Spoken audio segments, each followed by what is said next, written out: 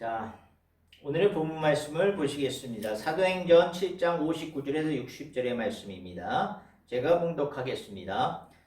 그들이 돌로 스데반을 치니 스데반이 부르짖어 이르되 주 예수여 내 영혼을 받으시옵소서 하고 무릎을 꿇고 크게 불러 이르되 주여 이 죄를 그들에게 돌리지 마옵소서라고 말을 하고 나서 자니라. 아멘. 우리는 우리의 죄악들을 이렇게 정의를 하죠. 외적으로 비도덕적이고 윤리적인 그런 행동을 했을 때 우리는 죄라고 말씀을 하죠. 네, 이것은 사회적으로 봤을 때도 죄는 분명해요. 그러나 하나님께서는 이런 외적인 뿐만 아니라 내면에 있는 죄도 하나님께서는 동일하게 적용해서 죄라고 얘기해요. 마음의 동기부터 하나님을 보시게 하고 또한 하나님이 이 세상을 다스리고자 하는 그 다스림을 배격을 하고 내 스스로가 내 자신을 다스릴 수 있다는 것, 그리고 이 세계의 모든 열방들을, 이 국가들을 다스려 나가겠다는 그런 교만한 마음도 하나님은 죄라고 말씀하셔요. 근데 문제는 이 죄가 사람들을 가리지 않고 다스린다는 얘기예요. 악학은 정의롭고 공의롭고 상관없이 선한 사람이든 죄는 누구나 다스려 나간다는 얘기예요. 그래서 사람은 누구나 선한 사람일지라도 선한 행동을 했을지라도 죄악에 물들 수밖에 없는 그런 상황들 가운데 죄악을 행할 수밖에 없는 거죠. 그렇다면 이 죄의 본질 부분들을 파괴할 수 있는 힘은 우리 힘으로 되지 않는다 그런 얘기야. 절대. 우리는 그 죄악을 이기지 못해요. 단지 이길 수 있는 것은 성령님이 각 사람 가운데 내주하여 주셔서 그 하나님에 있는 그 생명력으로, 살아있는 강한 생명력으로 그들의 마음을 흔들어 놓고 그들의 죄악을 고칠 수 있는 그런 방법밖에 없다 그런 얘기예요. 이제 3.1절이 이제 다가왔습니다. 이제 3.1절에는 또 여러 가지 집회를 이제 신고를 많이 한 1000여 개 정도를 집회 신고를 했다고 합니다. 네, 여러 가지로 3.1절에 대한 고유 정신은 사라지고 반정부 투쟁의 그런 집회를 신청한 것 같아요. 이 집회 자유는 허용이 되기 때문에 몇몇 집회는 허용된 걸로 알고 있어요. 저는 건전한 집회가 되어서 정말 국민들의 목소리를 대변할 수 있는 그런 집회가 됐으면 참 좋겠어요. 근데 우리가 정말 알고 넘어가야 될 것은 정말 아주 예외적이고 극단적인 상황에 접해 있는 그런 국가의 현실이라면 정치적으로나 경제적으로 굉장히 혼란해요. 정의가 무너지고 그리고 여러 가지 비도덕적인 그런 일들이 자행이 돼요. 이럴 경우에 한해서는 하나님께서는 분명히 그 땅을 고치실 거예요. 어떠한 한 사람을 들어 세워서 또는 어떤 사람들을 단체를 통해서 하나님께서는 그 모든 것들을 이끌어가고 고칠 것은 당연합니다. 하나님께서는 질서의 하나님이기 때문에 각각 사람들에게 맡은 영역이 있어요. 그 영역에 최선을 다하게끔 직분을 주시죠. 정치인들에게는 정치를 할 수 있는 역량을 주셔요. 그리고 경제인들에게는 경제를 담당해서 부를 축적하고 여러 가지 부를 통해서 자기가 누리고자 하는 만족을 누릴 수 있도록 그 영역을 또 할당하기도 해요. 그리고 종교인들에게는 종교인이 해야 될 그런 예배와 복음 전파와 빛의 사명을 감당할 수 있도록 그 영역을 허락해 주셨어요. 근데 우리가 착각하고 오류에 빠지는 경우가 뭐냐면 극우단체, 극우 세력들의 그리스도인이라는 사람들이 거기에 그 단체, 그 사람들의 영웅심과 이기심과 욕망의 목적을 이루기 위해서 거기에 함께 편승되어서 나도 모르게 어떤 부조리한 것들을 고치겠다 하며 같은 목소리를 내요. 분명히 이런 목소리는 예수님을 두 번 못을 박는 거예요. 그리고 예수님의 반역자가 되는 거예요. 예수님은 이 땅에 오셨을 때 사회를 개혁하러 오지 않았어요. 자기 몸을 인류의 구속을 위해서 대속물을 주기 위해서 내어 던진 그런 예수님이에요. 우리는 그것을 잊지 말아야 돼요. 우리 그리스도인들이 그 죄악된 모순된 덩어리를 고치겠다고 일어서는 그 자체, 우리는 죄악을 고칠 수 있는 능력도 없어요. 예수님이 보여줬던 것처럼 우리를 희생물 되어 바로 찢겨진 빵과 부어지는 포도주가 되어 바로 이 땅 가운데 하나님의 나라를 창조하게끔 만들어 주신 거예요. 근데 우리 교만이 하늘을 찌러요. 예수 그리스도 십자가의 못을 박아요. 우리가 그 죄악된 사람들을 고치겠다고 거리로 나간다 그런 얘기예요. 아쉬운 거죠. 우리에게 맡겨진 그리스도인의 사명은 바로 예수 그리스도께서 인류의 대속물이 되었다는 것을 전하는 거예요.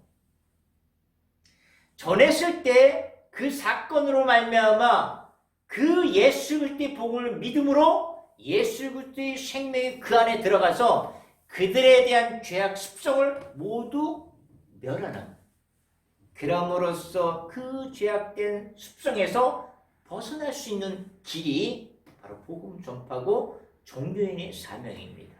네, 우리는 이것을 망각하고 우리가 사회를 개혁을 하겠다, 우리가 부조리와 공의를 세우겠다 하고 일어선다 그런 얘기예요. 제가 분명히 말씀을 드렸지만 극단적인 상황, 불법적으로 미얀마의 군부 독재가 일어났던 것처럼 경제가 혼란한 경우에 한해서는 하나님이 분명히 들여 세우신다 그런 얘기예요. 이 난세를 극복할 수 있는 하나님의 자녀들을 세우신다 그런 얘기예요. 그런데 우리 작은 영심에 의해서 우리가 그들과 함께 편승되어 거리로 뛰어나가는 그런 현상들은 이제 하지 않았으면 좋겠습니다. 이제는 그리스도인들이 정말 종교계가 정말 그리스도인의 길을 걸어가야 된다 그래요. 우리는 세상 가운데 기독교가 아니라 무독교라고 굉장히 질타를 합니다. 더 이상은 우리의 영역이 무엇인가를 깨닫고 하나님 길에 서 있어야 된다 그런 얘기입니다.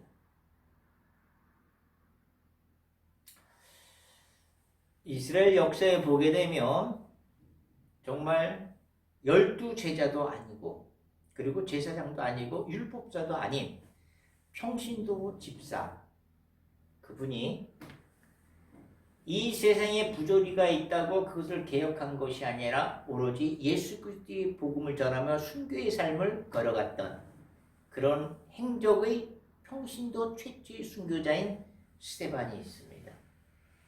오늘은 이 스데반에 대해서 우리가 사명을 어떻게 감당하고 어떤 일을 하나님께 순종하며 나가야 할지를 이 스데반의 설교를 통해서 우리가 한번 봤으면 좋겠습니다.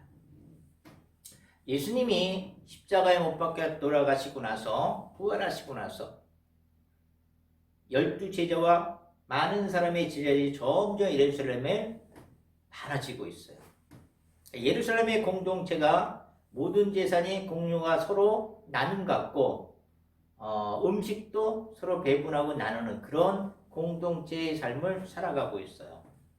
거기에 히브리파 유대인이 있고 헬라파 유대인이 있어요. 히브리파 유대인은 지금 이스라엘 땅에서부터 계속적으로 존재하고 믿음을 가지고 살아왔던 유대인들을 얘기하는 거고, 헬라파 유대인들은 여러 가지 고난 가운데 또는 전쟁난으로 인해서 종으로 끌려갔다든가 이런 각가지에 흩어졌던 헬라 지역에 흩어있던 그런 유대인들을 헬라파 유대 이렇게 부르게 되죠. 근데 그들도 함께 공동체에서 하나님을 예배하고 찬양하고 그런 공동체의 삶을 잘 살아가면서 복음 전파에 힘을 쏟고 있죠. 근데 그 중에도 유감스럽게 헬라파 유대인과 히브리파 유대인 중에 약간의 논쟁이 있었어요. 이게 뭐냐면 우리가 모든 것들이 먹을 것, 마실 것들을 공유하고 나눠줍니다. 근데 그 과정 중에 히브리파 유대인들은 아무래도 기득권이 있었겠죠. 예루살렘이니까. 그러다 보니까 히브리파 유대인의 그 어르신들을 좀 더 배려를 해줬던 것 같아요. 음식에 대해서. 헬라파 유대인들 그에 대한 불만이 있었던 거죠. 그래서 약간의 소동이 좀 있었고 혼란스러웠어요. 이것을 본 12제자가 의논을 합니다. 이제 우리가 이런 혼란 속에서 우리가 빠져 있는 것이 아니라 기도와 말씀을 좀 전해야 되겠다 해서 같이 우리가 입을 모아서 7명의 제자를 뽑았으면 좋을 것 같다라는 것들을 많은 사람들 제자를 모아놓고 그 말을 하게 되죠. 그래서 그 말에 동의해서 7명의 제자를 뽑죠. 7명의 제자 중에 한 사람이 바로 스데반. 그죠? 거기에 빌립도 참 유명한 집사죠. 사마리아에 복음을 전파하고 그리고 에디오페네시아에게 세례를 베풀고 구원할 수 있는 그 길을 열어준 게 또 빌립이죠. 그죠? 자, 오늘의 주제는 7명 중에서 스데반이에요. 이 스데반은 지혜와 성령이 충만한 사람들로 7명을 뽑은 중에 한 명이죠. 그래서 이 스데반은 제자들의 그 안수를 받고 기름 부음을 받고 충분하게 그런 배금 일과 하나님의 일을 같이 동참할 수 있는 동역자로 쓰게 되는 거죠. 스데반은 지혜와 성령이 충만하기 때문에 곧잘 기적과 이적들을 많은 사람들한테 보이기도 해요. 그리고 하나님의 복음의 말씀도 전하기도 하고요. 어느 날 그 자유인의 회당이라는 사람들과 이 자유인의 회당이라는 것은 뭐냐면 옛날에 로마의 압제 가운데 종으로 끌려갔던 사람들 그 사람들이 이제 풀려나서 자유인이 됐죠. 그 자유인들이 모인 당들의 회당이 그 모임이 당이 자유인의 회당이라고 얘기하는데 거기에 있는 후손들이에요. 그 후손 중에 몇몇 사람만 예수 그리스도의 복음을 전혀 이해하지 못하고 배척하는 그 사람들과 함께 약간의 논쟁이 좀 있었어요. 근데 스데반은 지혜와 성령이 충만하기 때문에 그를 당해낼 수가 없었던 거예요. 그러니까 이 사람들이 돈을 주고 사람을 사요. 돈을 주고 사람을 사가지고 뭐라고 얘기하냐면 율법사들과 백성들 장로들한테 이렇게 시키는 거죠. 이 스데반이 신성모독을 했다. 그러니까 어떻게 돼요? 그 당시에 신성모독은 참지 못하는 모욕이거든요. 유대인들한테. 그러니까 스데반을 잡아가지고 공회를 끌고 갑니다. 그 공회는 그 유대인들 최고의 의결 기관이에요. 거기에는 뭐 장로들도 포함되어 있고 제사장도 포함되어 있고 율법사도 포함되어 있는 최고 의결 기관이에요. 여기서 실질적으로 모든 권한을 다 행사하게 되는 거죠. 자, 여기에 끌려와요. 여기 끌려와서 그 증인들이 뭐라고 얘기하냐면 돈을 주고 산 증인들이죠. 그들이 이 스데반이 얘기하기를 그 예수라는 사람이 이 성전을 헐어버리겠다 이렇게 얘기를 해요. 그 이스라엘 시대 이 성전이라는 것은 하나님의 임재의 장소예요. 옛날 광야 시대부터 장막부터 시작된 하나님의 지금의 이 성전, 하나님이 임재하는 곳이죠. 그러니까 이 성전이 허물어진다는 것은 자기 나라의 정체성이 무너지는 거예요. 그렇기 때문에 이 성전을 허문다는 것은 말도 안 되는 거죠. 이거는 신성모독이 되는 거죠. 또 한편으로 모세에게 전해질 그 율법을 뜯어 고치겠다고 하는 거죠. 물론 예수님이 아무래도 율법의 완성자로 오신 거에 대한 그 복음 전파의 내용 중에 왜곡된 부분이었던 것 같아요. 그러니까 대제사장이 그 의결기관의 최고의 장은 대제사장이죠. 그 대제사장이 스데반에게 이렇게 물어봅니다. 정말 당신이 이들이 얘기한 내용이 사실이 맞소? 이렇게 물어봅니다. 네, 스데반이 말을 이어갑니다. 여러분 형제들이여,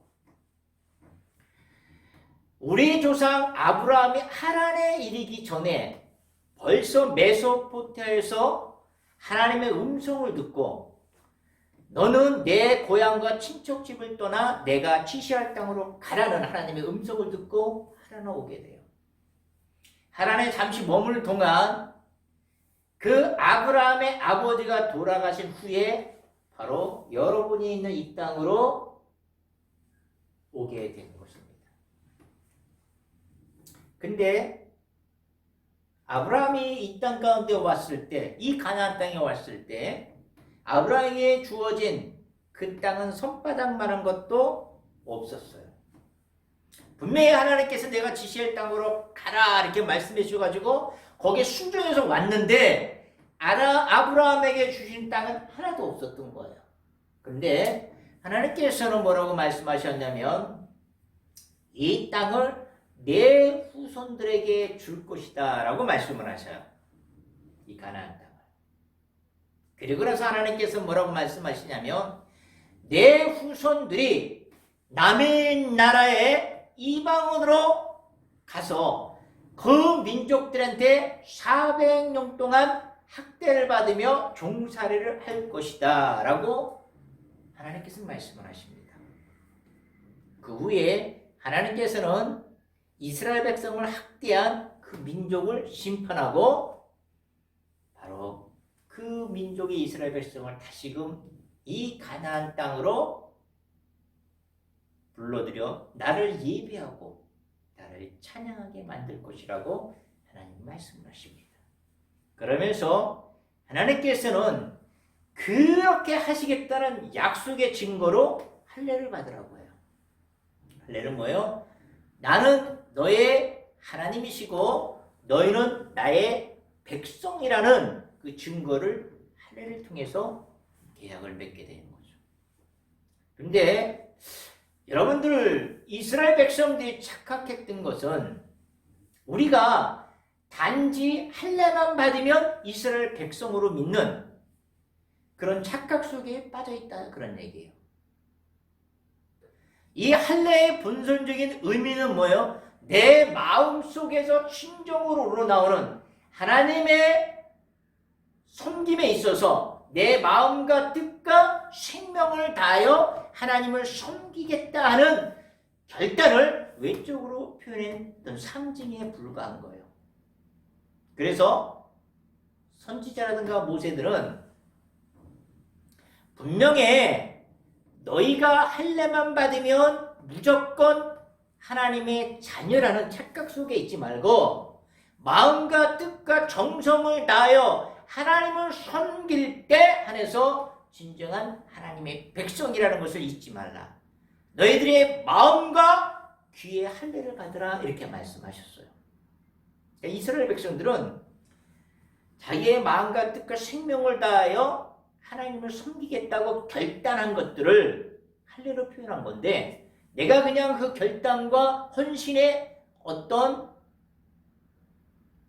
결단 없이 그 행위를 통해서 표현을 통해서 외적으로 나는 하나님의 자녀다. 그러니까 하나님께서 분명히 우리의 하나님이 될 것이고 우리의 아버지가 될 것이고 나는 당연히 그분의 자녀이기 때문에 우리는 보호를 받을 것이다라는 착각 속에 빠졌던 거예요.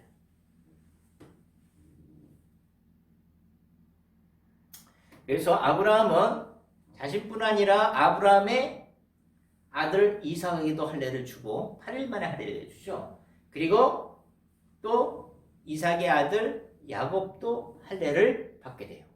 그리고 야곱도 12명의 아들에게 할례를 주게 됩니다. 그 12명의 아들이 바로 이스라엘 민족의 족장이죠. 근데 이 족장 중에서도 12명의 족장 가운데 요셉이라는 그 동생을 시기하게 돼요. 그래서 그 형들이 이 요셉을 에집트에 팔아 넘겨버립니다. 그러나 하나님께서는 이 요셉에게 함께 하셨기 때문에 그 수많은 고통과 난할 가운데 하나님의 지혜를 주시고 하나님의 구원을 역사가 이루어져서 이 요셉은 끝내는 바로 왕궁의 총리가 되죠. 총리가 된 이유는 결정적인 이유는 바로 그 바로가 꿈을 꾸는데 살찐 소 7마리와 그리고 마른 소 7마리 그 다음에 열매가 무성한 이삭 7개와 그리고 마른 이삭 7개의 꿈을 해석을 해주는 거죠. 이 꿈은 누가 해석해줘요? 하나님이 요셉을 통해서 꿈을 해석하게 되는 거죠. 그러니까 7년 동안의 풍성한 풍년이 올 것입니다. 그 후에 7년 동안 지독한 흉년이 오기 때문에 이집트 왕이시여, 왕은 7년 동안의 풍년 가운데 많은 곡식들을 창고에 모아두어 흉년을 대비해야 됩니다.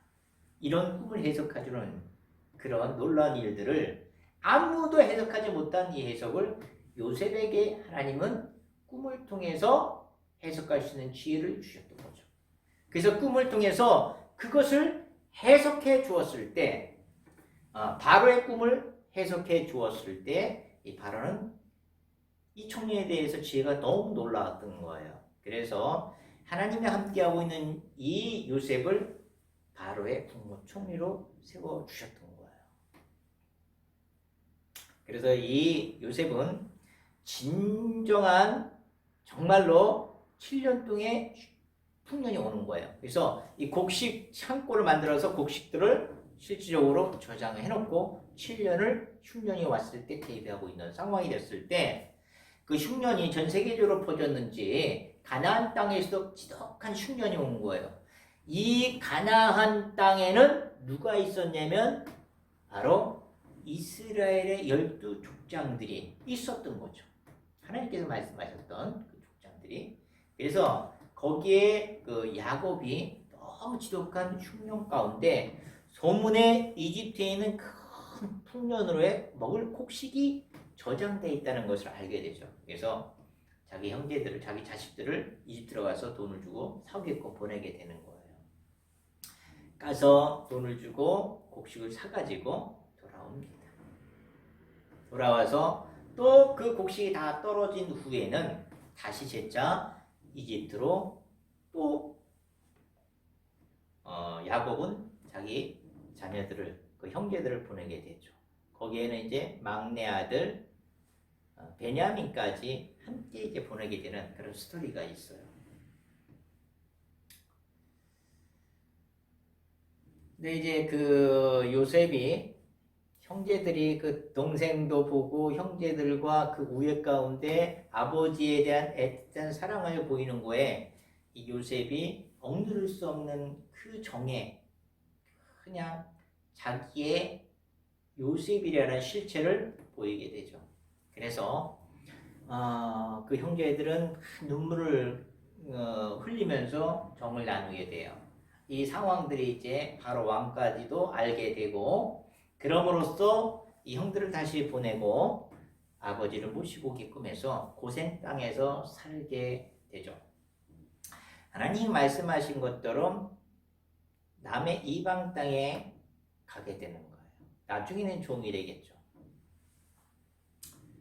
하나님께서 그런 역사 가운데 과정 중에 그 섭리가 흘러가는 과정 중에 요셉을 인정했던 왕은 죽고 요셉을 알지 못하는 왕이 등극하고 나서 가만히 보니까 이스라엘 백성들이 인원수가 너무 많아지는 거예요.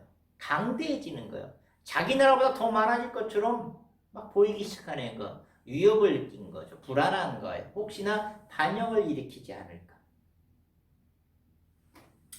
그래서 이 왕은 더 이상은 이스라엘 백성의 수가 늘어나지 않도록 굉장히 학대를 하고 노역을 시키죠. 벽돌을 굽는 일을 시키고 어려운 농사일들을 막 시키기 시작해요.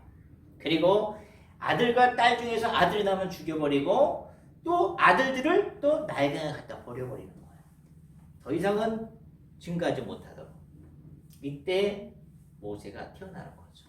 그래서 모세는 그런 와중에 태어나서 그 부모의 밑에서 몰래 3개월을 부모가 키우게 되는 겁니다.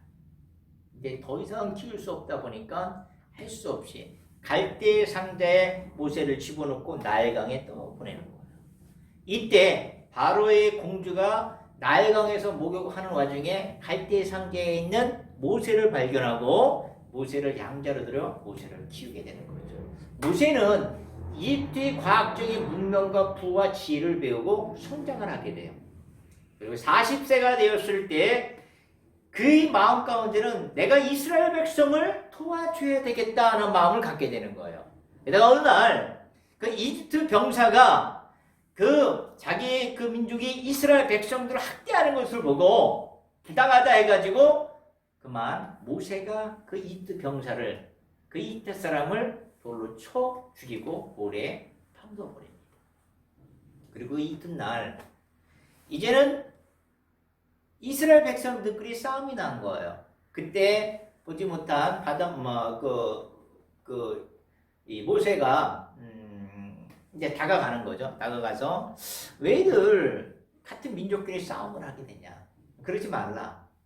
이렇게 어떤 싸움을 말려고 하고 있는 그런 상황에서 가해자인 그 이스라엘 백성의 한 사람이 밀쳐내면서 이렇게 얘기하죠. 네가 언제 우리의 지도자고 우리의 심판관이 되느냐? 네가 이집트 백성을 돌로 쳐 죽이더니만 바로 나도 쳐 죽일 생각이냐? 이렇게 하면서 따져버리는 거죠. 그러니까 모세는 너무 깜짝 놀라는 거예요. 이 말씀이 바로의 왕까지 귀에 들어가게 되는 거죠. 할 수 없이 이 모세는 그 이집트를 떠나 미디안 땅으로 가게 되는 거죠. 미디안 땅에서 결혼을 하고 아들을 둘을 낳으면서 400년 동안 거기에 있게 돼요. 40년 동안. 근데 어느 날 이 모세가 그 시내산 근처에서 양도 치고 양 머리도 하고 뭐 그런 생활을 하고 있었던 거죠. 산 기슭에서 시내산 그 가시나무 떨기에서 불꽃이 막 일어나요. 그래서 너무 깜짝 놀라서 가까이 가니까 거기 하나님의 음성이 들리는데 나는 내 조상의 하나님이다. 내 아브라함의 하나님, 내 이삭의 하나님, 내 야곱의 하나님이다. 너는 내 신을 벗어라. 내가 서 있는 땅은 거룩한 땅이다. 라고 말씀하시면서 모세에게 무슨 말씀하시냐면 내가 이스라엘 백성, 내 백성들의 학대를 보았고 눈물을 보았고 그들의 기도를 내가 들었다. 내가 너를 선택하여 너를 지도로 삼아 해방자로 삼아 그들을 이집트에서 이끌어 내 땅으로 인도할 너의 책임자로 해방자로 내가 너를 선택했노라. 너는 그들을 이끌어 가나안 땅으로 인도해내라. 그런 사명을 받게 돼요. 그래서 이 모세는 이집트에서 홍해에서 광야에서 많은 기적을 보이면서 광야 과정 중에서 하나님께 예배하고 말씀을 전하면서 진행 중에 있었습니다. 어느 날 시내산에 이르렀을 때 하나님께서는 모세를 부르시죠. 그리고 모세에게 40일간 동안 십계명과 하나님의 율법에 대한 것들을 내려주는 그런 과정 중에 있었어요. 근데 40일간 모세가 보이지 않다 보니까 이스라엘 백성들이 불안하기 시작한 거예요. 그래서 아론에게 따집니다. 우리를 인도해냈던 그 모세는 지금 보이지 않는다. 우리를 인도할 다른 신이 좀 필요하다. 우리에게 신을 만들 수 있도록 허락해달라고 압박을 내리는 거죠. 그래서 금가락지, 기구리 뭐 이런 것들을 해가지고 금송아지를 만들어요. 그리고 거기다가 예물을 바치고 출구하며 섬기고 있었던 거예요. 이것을 본 하나님은 너무 놀랐어요. 너무너무 이해할 수가 없었던 거예요. 모세도 마찬가지. 근데 여러분 이해할 수 없는 게 분명히 홍해를 가르고 그리고 만나와 메추라기를 우리에게 먹이셨고 마라의 쓴물을 달게 만들어줬고 물이 없어 갈증 가운데 큰 바위를 갈라 생수를 얻게 했던 그 하나님이 살아계시는데 어떻게 그 우상을 만드는지 이해할 수 없었던 거예요. 하나님께서는 분명히 말씀하시기를 나 외에 다른 신을 내게 두지 말라고 말씀하셨어요. 그런데 그런 참담한 행동을 보고 하나님께서 마음을 덮어주시고 그대로 방임해 두셨던 거예요. 그래서 아모스 선지자는 이렇게 말씀하시죠. 이스라엘 백성들아, 너희가 광야 40년 동안에 너희가 정말로 마음과 신령과 진정으로 하나님께 예물과 제물을 드려본 적이 있느냐? 다시 말해서 고아와 가부와 나그네들을 학대하고 그리고 압제하고 그리고 착취했던 이 이스라엘 백성들아, 너희 공의와 그리고 정의는 무너져 버리고 너희는 외식적이고 형식적인 예배로 일관해 오지 않았느냐, 이러면서 질타했던 것이죠. 근데 이런 형식적이고 외식적인 예배를 떠나서 더욱더 큰 죄악을 저지르게 되죠. 분명히 하나님께서는 나는 질투하시는 하나님이다, 나를 견주어 은으로나 금으나 너희를 위하여 우상을 만들지 말라고 분명히 말씀하셨는데, 이들은 몰락의 신당을 져서 그들의 자녀를 산채물로 들여버리고 네팔의 우상을 만들어 그들을 섬겼다, 그런 얘기예요. 이런 천인공노한 죄악을 저지른 게 바로 이스라엘 백성이라는 얘기예요.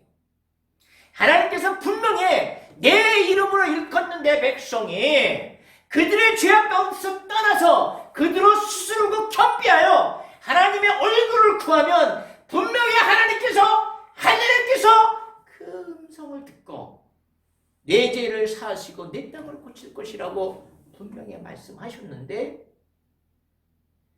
이 백성은 그것을 따르지 못했어요.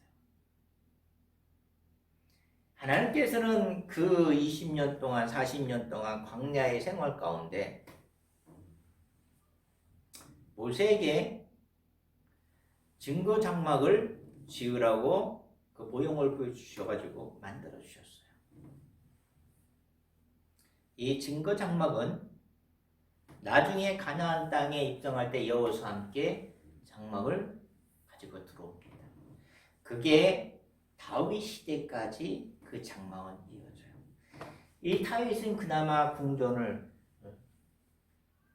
벽돌로 진 그 나름대로의 궁전을 지어서 사는데, 하나님의 처소가 저 천으로 있는 그런 장막을 보고 마음이 아파 하나님께 기도해. 주님의 장막을, 처소를 저희가 지을 수 있도록 주님 도와주세요. 하나님께서는 그 다윗의 그 피 묻은 손으로 수많은 전쟁터에서 승리를 했지만 그 피 묻은 손으로 나의 거룩한 성전을 지을 수 없기 때문에 너희 아들의 솔로몬에 의해서 성전을 짓는 것을 허락을 하시죠. 사실 유다 왕 말기에 이스라엘 백성들은 어떤 마음을 가지셨냐면,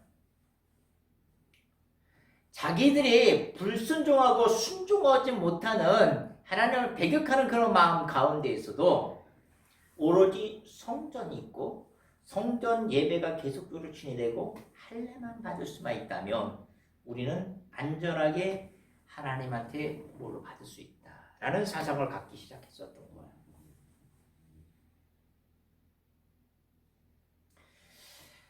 그 이스라엘 백성들에게 이스라엘 국가에 위협이 될 수 있는 바벨론이 크게 성장해서 위협을 가하고 있는 그런 상황인데도 그들은 우리의 성전만 있고 우리가 이 성전에서 예배만 드린다면 하나님이 이 성전에 계시고 임재하기 때문에 우리는 보호받을 수 있을 것이다 라고 그릇된 사상을 갖기 시작한 거예요. 그래서 에레미야 선지자는 뭐라고 말씀하셨냐면, 성전문에 서가지고 이 백성들아, 이것은 여호와의 성전이라, 여호와의 성전이라, 여호와의 성전이라는 거짓말을 믿지 말라, 이렇게 말씀하셨어요. 여호와의 성전이라, 여호와의 성전이라, 성전을 우상시하면서 그곳에 하나님이 임재하시기 때문에 우리는 안전하고 구원을 받을 수 있다는 그 거짓말을 믿지 말라고 에레미야 선지자는 그렇게 백성들 앞에서 선포했어요. 하나님께서는 그 성전에만 있는 것이 아닙니다. 그 성전을 우상시하고 있는 성전 숭배 사상에 이스라엘 백성들은 빠져 있었다는 얘기예요.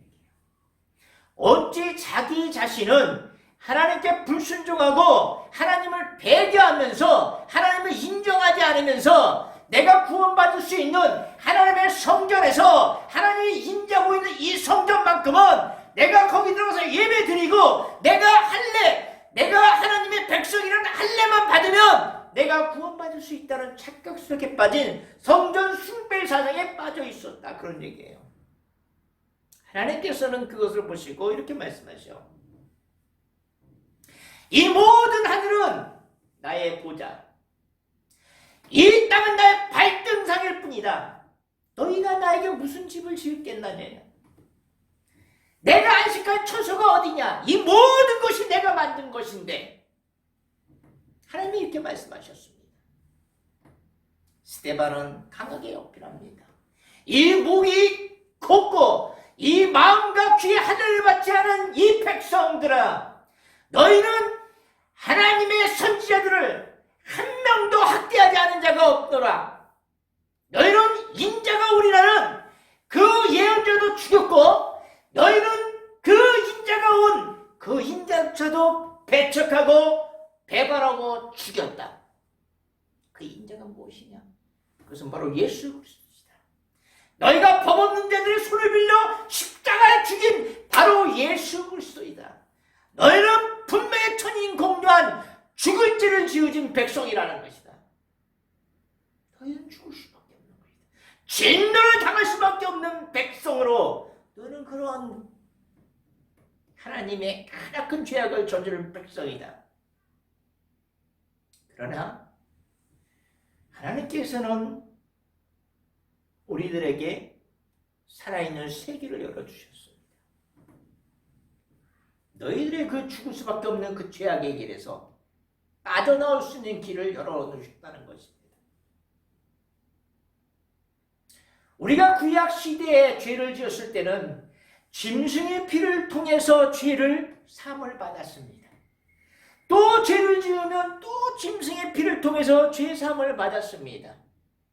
한 번의 제사가 영원한 죄 사함을 받는 것이 아니라 계속적으로 죄 지을 때마다 죄의 사함을 받아야 하는 그런 열악한 완전하지 못한 그 죄 사함의 방식에서 너희가 죽인 예수 그리스도의 십자가 보혈의 능력으로 단 한 번의 예수 그리스도의 죽음으로 말미암아 과거, 현재, 미래에 단 한 번의 제사의 사업을 통하여 구원을 이루셨다는 것입니다. 더 나아가 하나님께서는 우리 옛사람이 예수 그리스도와 함께 십자가에 죽으심으로 말미암아 우리 죄악된 몸에 다시는 죄악에 총노하지 않도록 우리를 완벽한 완전한 구원을 이루셨다는 것입니다. 하나님께서는 이런 구원의 역사를 주신 예수 그리스도를 사망의 고통의 쇠셋에서 풀어주시고 3일 만에 살아나게 하셨습니다. 부활하게 하셨다는 것입니다. 그리고 그분을 우리의 주와 그리스도가 되게 하셨다는 것입니다. 우리는 이 소식을 우리는 기쁜 소식이라고 합니다. 우리는 이 소식을 바로 복음이라고 합니다. 이 기쁜 소식을 믿음으로 취하는 자에게는 모든 자에게 구원을 주시는 하나님의 능력이라고 말씀하셨습니다. 이스라엘 백성들은 그 말을 듣자 굉장히 흥분했습니다. 굉장히 흥분했습니다. 그리고 돌을 집었습니다. 그리고 사울이라는 청년 앞에 옷을 벗고 맡겨놓고 돌을 집었습니다. 그리고 하염없이 돌을 던집니다. 이 스데반은 이 돌에 맞으면서 죽어갑니다. 그러면서 이 스데반은 하나님께 이렇게 기도합니다. 주여, 내 영혼을 보존하소서. 그리고 무릎을 꿇고 스데반은 이렇게 기도합니다. 주여, 저들의 죄를 저들에게 돌리지 마옵소서. 말하면 창렬하게 잠이 듭니다.